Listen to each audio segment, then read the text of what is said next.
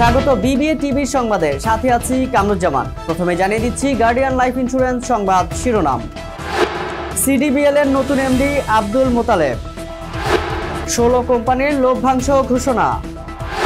3 ব্যাংকের আর্থিক প্রতিবেদন প্রকাশ। পারস্পরিক সহযোগিতা জোরদারে ডিএসই ও ডিসিসিআই এর সমঝোতা স্মারক স্বাক্ষর। শুনছিলেন সংবাদ শিরোনাম, এবারে বিস্তারিত। জীবন অনিশ্চিত, তাই সময় মতো জীবনের ডাক শুনুন।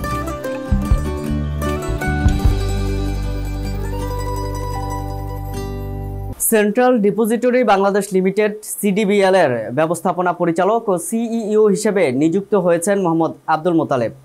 মঙ্গলবার সিডিবিএল এর পক্ষ থেকে এ তথ্য জানানো হয়েছে। সিডিবিএল এর এমডি ও সিইও হিসেবে সম্প্রতি নিয়োগ পাওয়া মোহাম্মদ আব্দুল মোতালেব আইসিটি পেশাজীবী হিসেবে আর্থিক খাতে 37 বছরেরও বেশি সময় ধরে কাজ করেছেন। মোতালেব বাংলাদেশ প্রকৌশল বিশ্ববিদ্যালয় থেকে স্নাতক সম্পন্ন করেছেন। তিনি ডিপোজিটরি সেবা, স্টক এক্সচেঞ্জ অপারেশন এবং প্রযুক্তি অবকাঠামোতে বিশেষজ্ঞ। তিনি সিডিবিএল এ 2018 সালে চিফ টেকনোলজি অফিসার হিসেবে যোগদান করে পরবর্তী সময়ে ডেপুটি ম্যানেজিং ডিরেক্টর এবং ভারপ্রাপ্ত ব্যবস্থাপনা পরিচালক ও সিইও হিসেবে দায়িত্ব পালন করেন।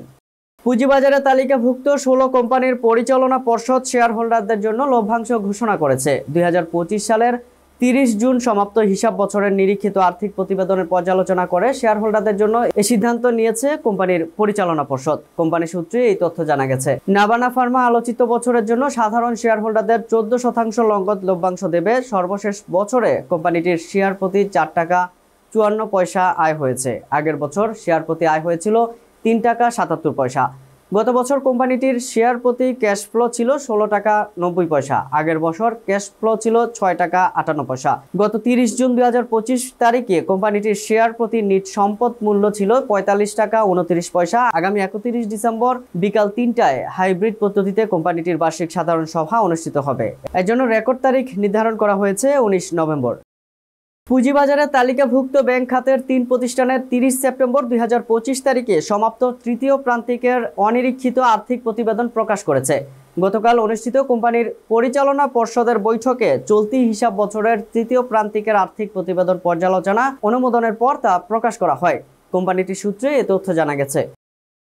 অর্থনৈতিক প্রবৃদ্ধি ত্বরান্বিত করতে এবং পুঁজিবাজারকে আরও শক্তিশালী ও টেকসই করে তুলতে ভবিষ্যৎ পারস্পরিক সহযোগিতা জোরদার করার লক্ষ্যে একটি সমঝোতা স্মারক স্বাক্ষর করেছে ঢাকা স্টক এক্সচেঞ্জ ও Dhaka chamber of commerce and industry. পুঁজিবাজারে বিভিন্ন উন্নয়নমূলক কার্যক্রম চলমান রাখার লক্ষ্যে 28 অক্টোবর ঢাকা স্টক এক্সচেঞ্জের পক্ষে চেয়ারম্যান মমিনুল ইসলাম এবং Dhaka chamber of commerce and industries পক্ষে প্রেসিডেন্ট তাসকিন আহমেদ স্মারকে স্বাক্ষর প্রদান করেন। অনুষ্ঠানের শুরুতেই ডিএসসির প্রধান পরিচালনা কর্মকর্তা ও ব্যবস্থাপনা পরিচালক মোহাম্মদ আসাদুর রহমান এফসিএস বলেন, ডিসিসিআই এর সঙ্গে বৈঠকের ধারাবাহিকতায় আজ এই সমঝোতা স্মারক স্বাক্ষর হচ্ছে, যা পুঁজিবাজার উন্নয়নে যৌথ প্রচেষ্টার নতুন অধ্যায় সূচনা করবে।